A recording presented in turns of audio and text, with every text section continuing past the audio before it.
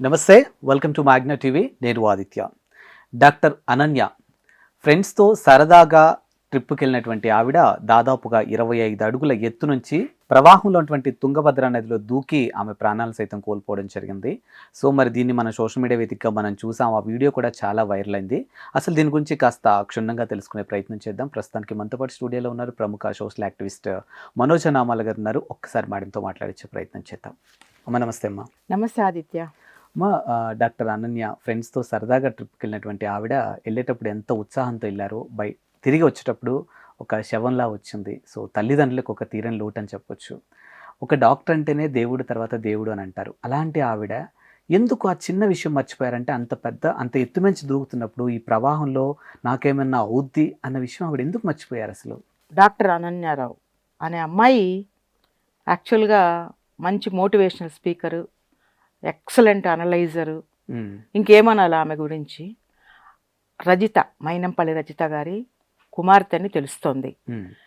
ఇక్కడ రజిత గురించి ఒక మాట చెప్పకుండా ఉండలేకపోతున్నాను. ఎందుకంటే ఆవిడ వీడియోస్ అన్నీ నేను చూసినప్పుడు చాలా చోట్ల కూడా ఆమె ఒక ఎమోషనల్గా, ఆమె ఇంటర్వ్యూస్ అన్నీ చాలా ఎమోషనల్గా ఉంటాయి. ఎప్పుడు ఎమోషనల్గా ఉంటాయి? పర్సనల్ లైఫ్ గురించి మాట్లాడేటప్పుడు ఎక్కువగా వాళ్ళ పిల్లల గురించి మాట్లాడతారు ఆవిడ. ఆమెకి ట్విన్స్, ఒక పాపకి చిన్నప్పుడు ఏదో బాగలేకుండా అయితే ఆమె యొక్క ఎమోషన్ ఆ టైంలో ఎలా ఉంది, ఎంత బాధపడింది, ఆ బిడ్డల కోసం తల్లిదండ్రులు ఏం చేయాలనే విషయాలు ఆవిడ చాలా కూలంకుషంగా మాట్లాడారు. ఎంత కూలంకుషంగా మాట్లాడారంటే ఆ వీడియోలు చూసినప్పుడు మనకి కళ్ళల్లో, నాకైతే ఒక తల్లిగా కళ్ళలో నీళ్లు తిరిగాయి అన్నమాట. ఆ వీడియోలో 1 year బ్యాక్ రిలీజ్ అయిన వీడియోలు చూసినప్పుడే అంత ప్రేమ, అంత అఫెక్షను పెంచుకున్న ఆ తల్లి ఆ బిడ్డ మరణాన్ని తట్టుకొని ఇప్పుడు ఎలా ఉంది అనేది చాలా ప్రశ్నార్థకంగా మిగిలిపోయింది. ఇవాళ రేపు అమ్మాయిలు ఎలా ఉన్నారు అంటే, అనన్యనే తీసుకుందాం మనం. అనన్య మంచి డాన్సరు, ఒక డాక్టర్గా ఒక జాబ్ కూడా చేస్తున్నట్టు తెలుస్తోంది. ఎంజాయ్మెంట్ ఉండాలి, సరదా ఉండాలి, ప్రకృతిని ఎంజాయ్ చేయాలి. నేను కాదనటంలే. అది హంపి కావచ్చు, డార్జిలింగ్ కావచ్చు, ఊటీ కావచ్చు, కొడైకెనాల్ కావచ్చు, లేకపోతే అరకు కావచ్చు, లేకపోతే తిరుపతి దగ్గర ఆర్స్లీ హిల్స్ కావచ్చు, ఎక్కడికైనా వెళ్ళొచ్చు. మనకు ఆ హక్కు అధికారము పిల్లలకి ఉంది. సరదాగా ఒక ట్రిప్కి వెళ్ళడం అనేది తప్పు కాదు. కానీ బౌండరీస్ తెలుసుకోవాలి. మనం పలానా చోటుకి వెళ్తున్నామంటే స్విమ్మింగ్ వచ్చు ఆ పాపకి, నేను కాదంటే స్విమ్మింగ్ వచ్చు, ఎక్స్పర్ట్ కావచ్చు, కానీ అక్కడున్న సిచ్యువేషన్ చూసుకోవాలి.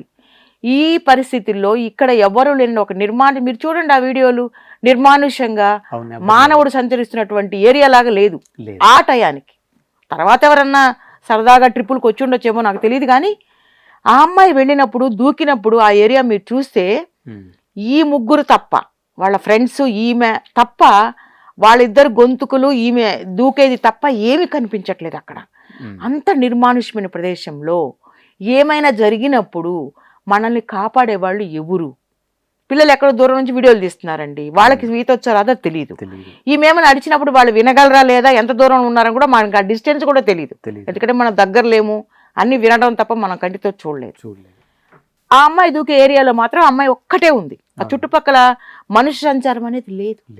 అలాంటి చోట నువ్వు లైఫ్ జాకెట్ లేకుండా, ఒక గైడ్ లేకుండా, మెయిన్ నేను గైడ్ అంటాను, చుట్టుపక్కల ఎవరన్నా కనీసం ఒకళ్ళో ఇద్దరు మగవాళ్ళు, ఈత వచ్చిన వాళ్ళు, మగవాళ్ళని కాదు ఎవరైనా ఈత వచ్చిన వాళ్ళు ఉండుంటే ఆ అమ్మాయికి దుస్థితి పట్టుండేది కాదు కదా.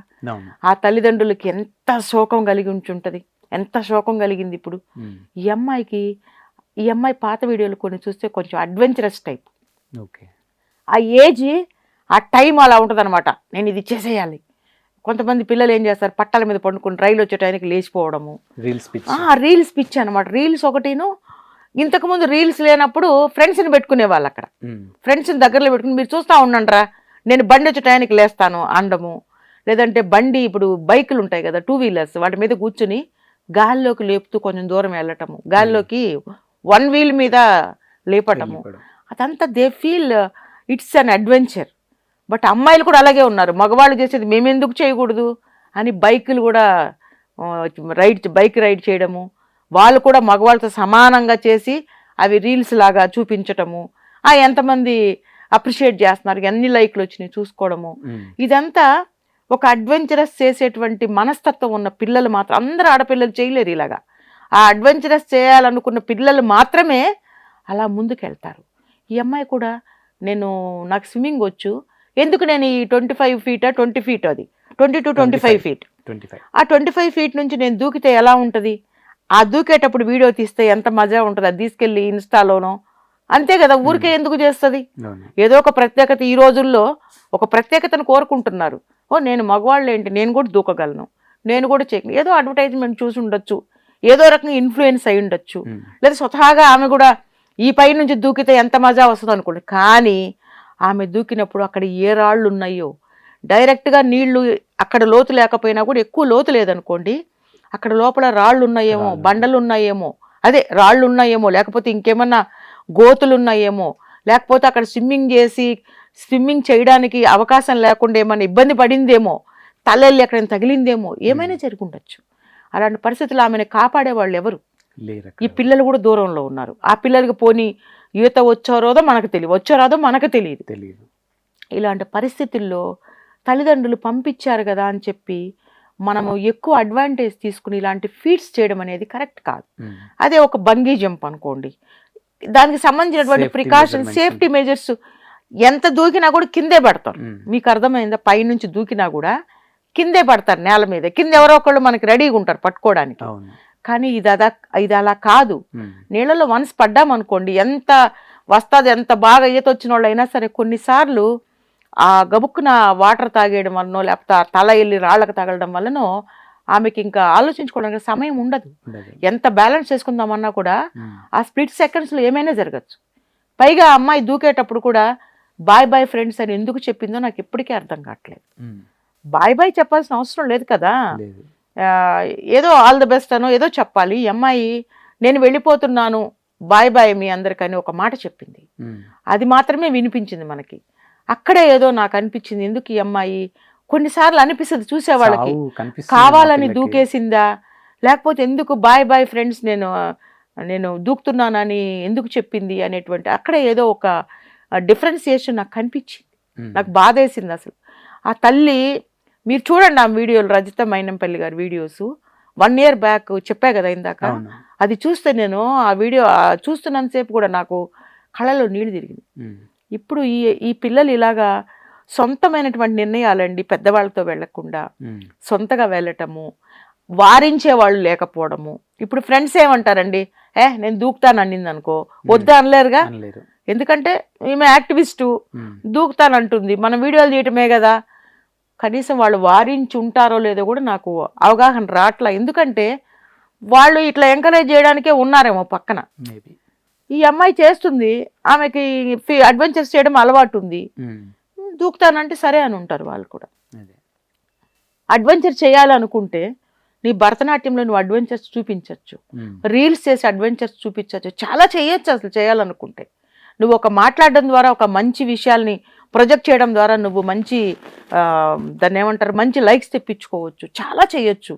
అలాంటిది కేవలము ఒక రిస్కీ ఏరియాలో ఇలా దూకేసి తల్లిదండ్రులకి బాధ కలిగించడం అనేది ఎంతో బాధాకరమైన విషయం అండి.